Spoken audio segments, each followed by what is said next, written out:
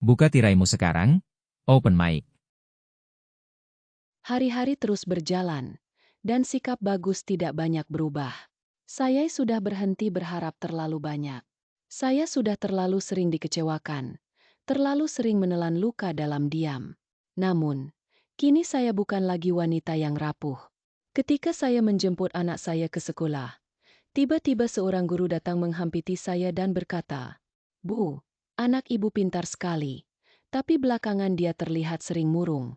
Kadang bilang tidak suka lihat ayah dan ibu bertengkar diam-diam."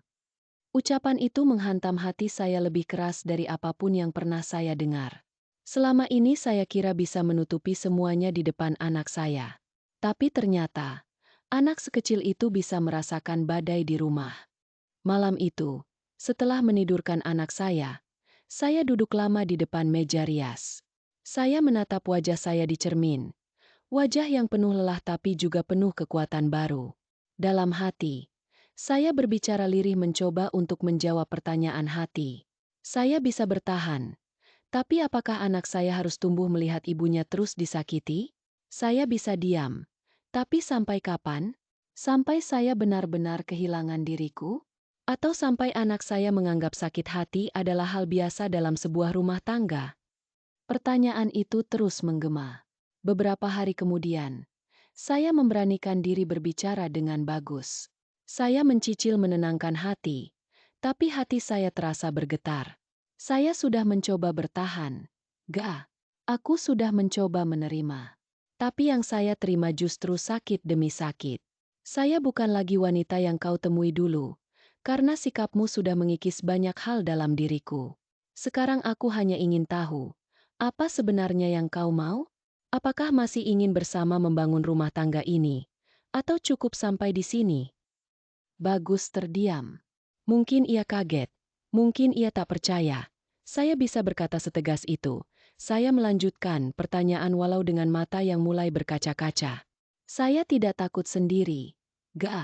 Saya hanya takut jika terus bertahan dalam hubungan yang tidak sehat. Anak kita akan belajar bahwa cinta itu menyakiti. Dan saya tidak mau itu terjadi. Hening menyelimuti ruangan saat itu. Tapi sejak hari itu, saya sudah menyiapkan hati saya. Entah saya harus bertahan dengan segala konsekuensi, atau pergi dan memulai hidup baru. Saya tahu satu hal. Saya akan memilih jalan yang menjaga harga diri saya, dan juga masa depan anak saya. Bagi saya, pernikahan bukan lagi tentang sekadar bertahan atau menyerah. Ini tentang keberanian untuk memilih hidup yang lebih sehat, lebih layak, dan lebih bermakna. Dan bila saatnya tiba, apapun keputusannya dan saya sudah siap, saya akan melangkah dengan kepala tegak.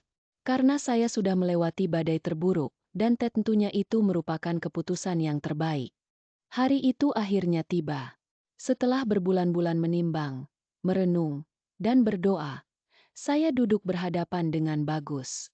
Tidak ada amarah di wajahnya, hanya ketenangan yang menakutkan. Ucap saya pelan, saya gak boleh luluh karena tatapan dan ekspresi wajahnya. Bagaimanapun aku sudah bertekad dan tak boleh mengurungkan niat, mengingat sakit hati yang sudah saya rasakan selama ini. Saya sudah terlalu lama mencoba. Saya sudah terlalu sabar.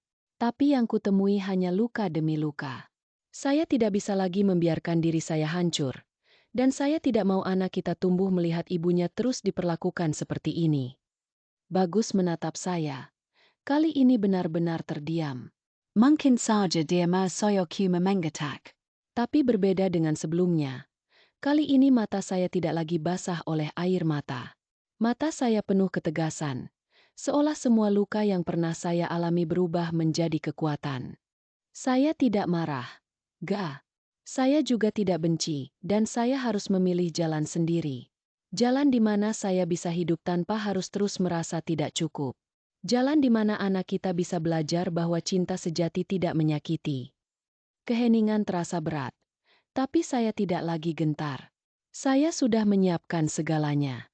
Tabungan kecil yang saya simpan, pekerjaan tambahan yang saya jalani, dan yang terpenting, hati saya yang sudah bulat. Hari-hari setelah itu penuh proses. Ada tangis yang tak terhindarkan. Ada pertanyaan dari anak saya yang harus jawab dengan hati-hati. Namun, Saya menjelaskan dengan lembut. Mama dan papa tidak lagi bisa bersama seperti dulu, tapi kamu akan tetap punya dua orang tua yang menyayangimu. Anak saya menangis. Tentu saja. Tapi di pelukan hangat saya, ia merasa aman. Saya melangkah keluar dari rumah itu suatu pagi dengan koper kecil di tangan saya. Anak saya menggenggam erat tangan saya.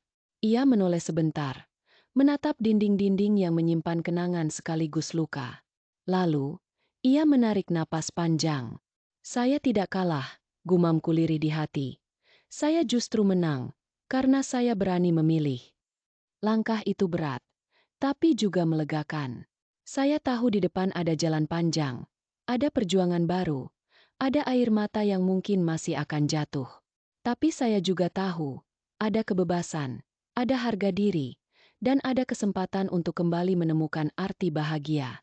Saya tersenyum tipis, menggenggam tangan anak saya lebih erat.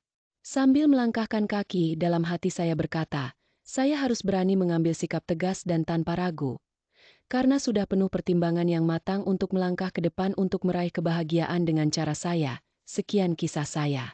Semoga kisah yang saya alami ini mampu menginspirasi Anda untuk mencegah biar tidak terjadi pada kehidupan rumah tangga kalian.